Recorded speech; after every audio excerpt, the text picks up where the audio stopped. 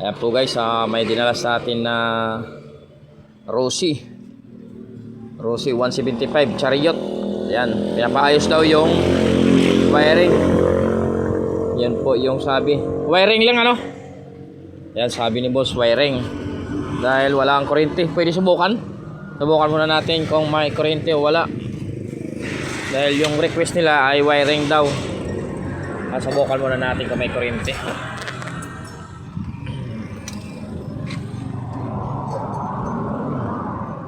Sige daw, i-kick mo daw.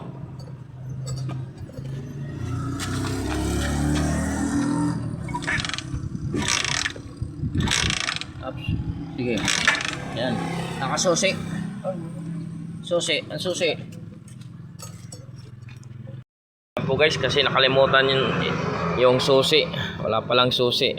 Bali, kahit walang susi, paanda rin pa rin natin bali, troubleshoot natin. Yung unang troubleshoot natin dito is yung kanyang supply galing ng rectifier. Irekta muna natin yung kanyang supply. Hindi muna natin gamitan ng susi dahil wala pa yung susi, hinahanap pa. Bali, unahin natin yung supply ng kanyang accessories papuntang CDI. Yan po yung pinakapunterya natin dahil sabi ng may-ari na yung wiring lang po yung ipapagawa nila, para malaman natin kung yung wiring lang talaga yung may sira. Okay, simulan natin. Buksan muna natin ito guys. Bali, nabuksan na natin bali itong kulay itim na accessories sa CDI. Ito po yung supplyan natin, kung ito po yung dapat supplyan. Pero bago natin supplyan, subukan muna natin kung may supply ba yung accessories na wire. Bali, rekta muna natin yung kanyang susi. Bali, nandito sa ilalim ng ignition, nandito yung ignition switch. Rekta muna natin.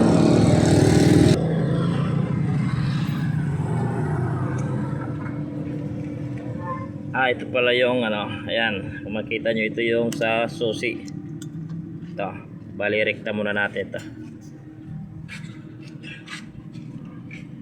Pero bago natin irekta, subukan muna natin kung may supply. Baka walang supply na positive dito sa may galing ng rectifier po ito. Subukan muna natin.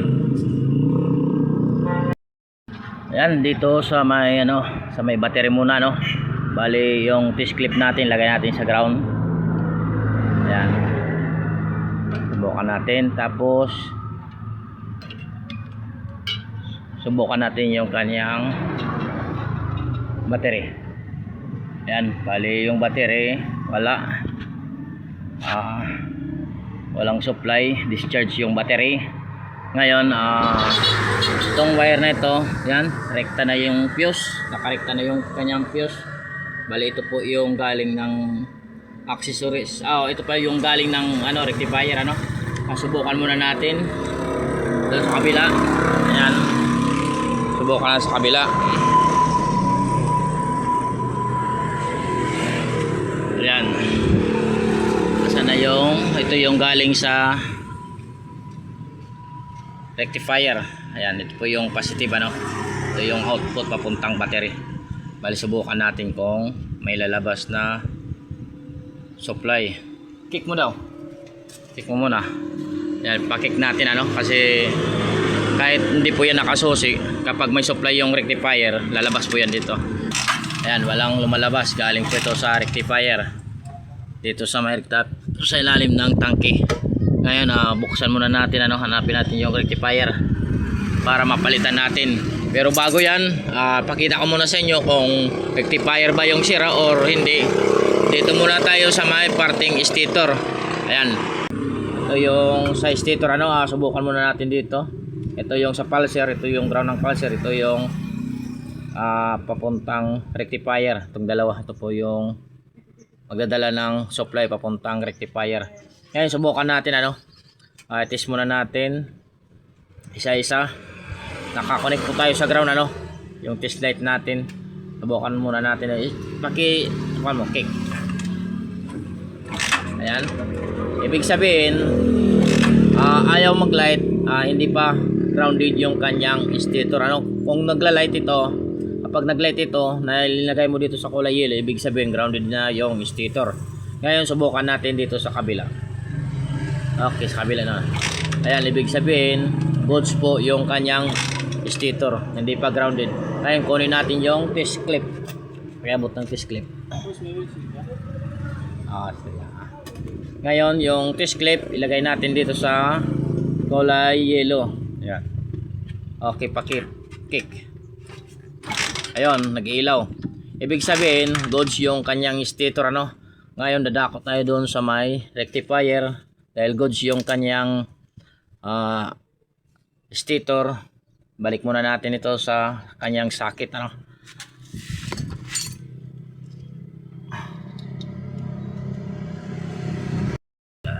Ayan po guys, bali goods naman yung kanyang stator, ano?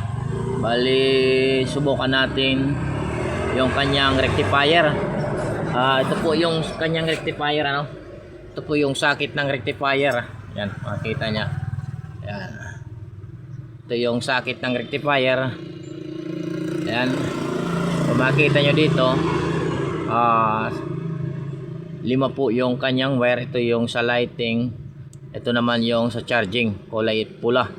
At yellow at kulay pink, yung po yung nakakonect dito sa kulay yellow.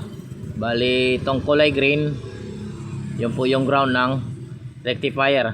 Ngayon, subukan natin dito, ano? Gamitan lang natin ng test light, ano? Ano mo, sa ground, yung test clip. Ayan. Ngayon, subukan muna natin dito kung may lalabas na positive supply sa rectifier. Sige, pakikik mo. Ayan, legit po na walang supply galing ng rectifier. Ngayon subukan natin ang bagong rectifier dahil walang lumalabas na voltage doon galing sa rectifier. Goods naman yung kanyang stator, ano? Okay. Ayan po guys, ito na, may bagong rectifier tayo, no, na ipapalit. Disim lang po ito, kaparehas din, Rossi 175. Okay, subukan natin, ano. Ayan, subukan muna natin ang bago. Yan po yung pagto-troubleshoot, ano, sa mga Rossi na ayaw lumabas yung kanyang voltahe. Oops, parang baliktad,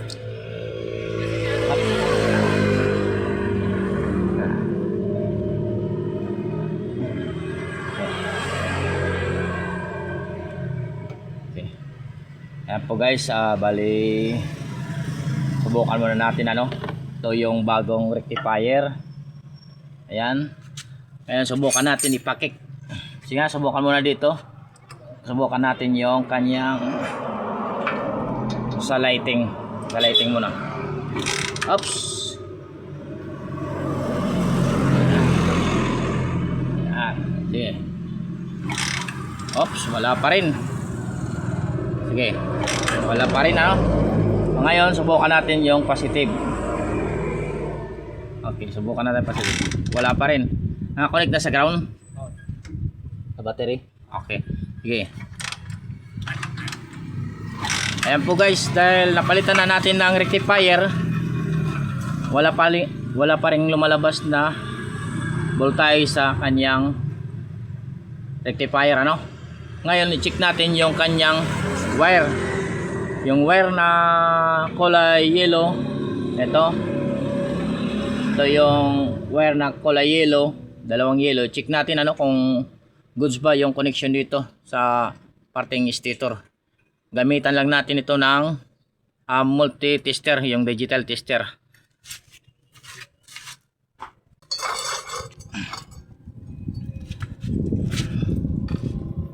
Yan, ito yung digital tester natin, ano. Okay.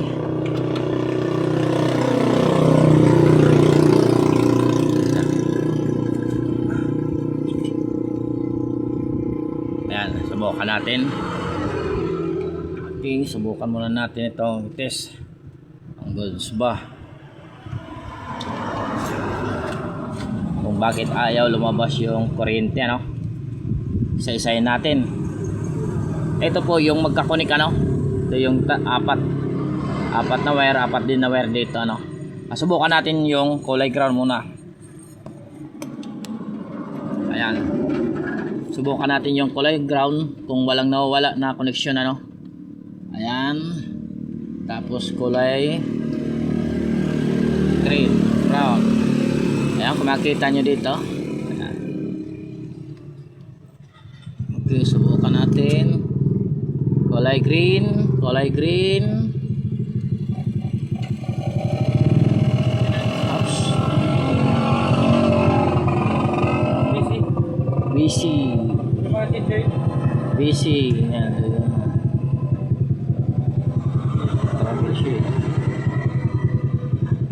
Ayan, ibig sabihin goods po yung connection ng kulay green. Yung wire na green ay ground po yan ng ROC. Ngayon next natin yung kulay yellow. Ayan. Ito yung kulay yellow, no? Bakit na walang ano ito? Subukan natin. Kulay yellow. Kulay yellow, sana yan. Ito yung dalawang kulay yellow. Ayan, ito yung dalawa. Ayan, goods po yung ano, yung kulay yellow, no? Walang nawala. Tapos next natin yung isang kulay yellow dito sa kabila. Okay, subukan natin. Ayan, goods rin yung kulay yellow. Next natin yung kulay red.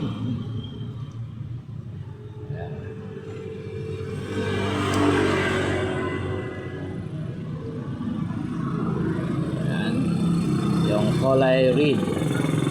Ito po yung accessories. Dito na, nandito yung accessories. Oops. Ito yung kulay red. Sana yun? Yung kulay red. Dito.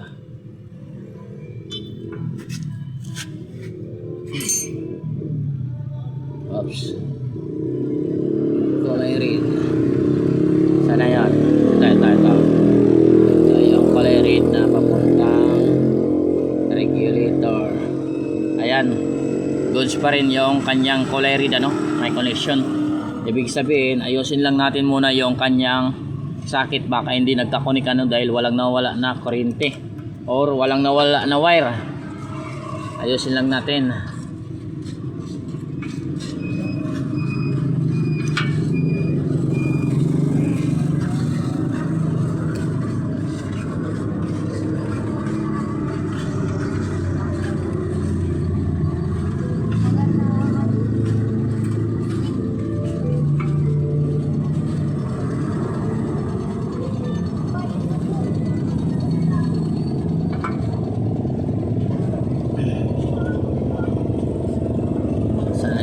Shot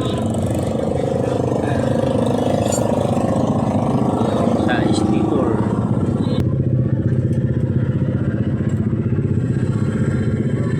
Okay, subukan muna natin, ano, yung test clip natin. Nandun pa rin sa ano, may battery, ground ng battery. Ngayon subukan natin kung may lalabas na voltage. Dahil bago naman yung ating rectifier, ano. Yun. Yan po, lumalabas na. Ibig sabihin sa connection lang ng kanyang connection ng sakit, ano. Sige. Ayan, konting tadyak lang, mayroon na. Ngayon, balik natin yung dating rectifier nya para sure ball, ano. Balik natin yung dating rectifier. Kunin natin, ito yung dating rectifier. Ayan, subukan natin ulit. Oops. Tapos connect natin. Oops. Sige, tadyakan mo. Up. Ayan, may kuryente na. Ibig sabihin may supply na. Dito naman sa kulay pula papuntang charger. Ayun, mayroon na. At ito yung sa fuse. Subukan natin sa fuse. Ayun, mayroon na. Bali itong dalawa i-connect natin doon sa may sa may connection ng kanyang kan kasi nakarekta na, walang fuse.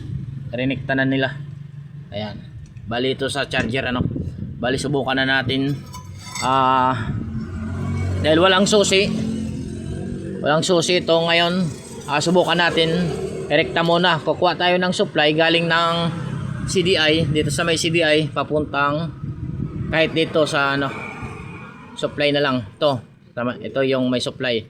Susuplayan natin dito. Subukan muna natin. Dito ilagay muna natin yung magbalat tayo dito Dito natin i-connect muna yung supply ng accessories. Ayan, dahil nawala yung susi ng motor. Okay. Tapos dito sa item ng CDI.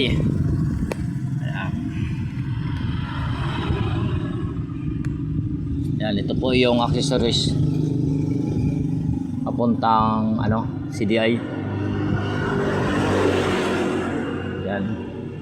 Yan, dahil rekta, walang susi. Ito muna yung gawin natin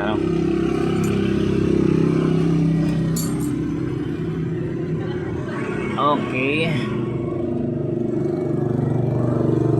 Yan. Ngayon subukan muna natin kung may supply dito sa may CDI Pag-kick mo muna para masubukan. Ayan, may kuryente.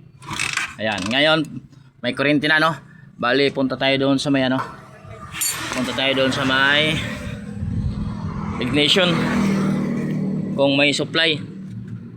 Ayan, subukan natin. Ayan. Ayan, mayroon na. Dito. Ayan. Ayan, malakas na. Okay. Kanina.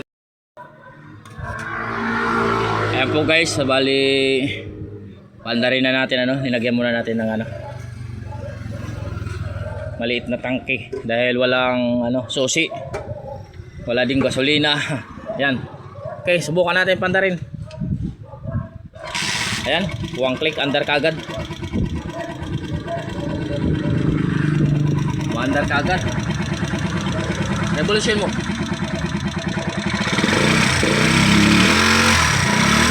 Ayan. Bali yung nasira sa kanya guys, ang nakasira yung naghawak nito dahil hindi binalik yung connection ng socket. Hindi naayos yung socket yung connection ng socket, kaya nawala yung connection papuntang CDI. Bali ito ngayon dahil walang susi, narekta muna namin dito. Bali kunin ko muna ito. Bali yung irekta ko ngayon doon sa may parting susi para madali nilang may balik yung susi ko. Kapag nahanap nila yung susi, pwedeng kunin na lang nila tapos saksak, plug and play lang. At ibalik na nila yung kanilang susi na bago kung may susi silang bago Ayan, bali nakarekta lang muna ito. Ayan. Tapos yung gasolina, ang problema nila yung ngayon ay yung gasolina. Dahil yung tangke, walang susi. Ayan, bandar na yung Rossi.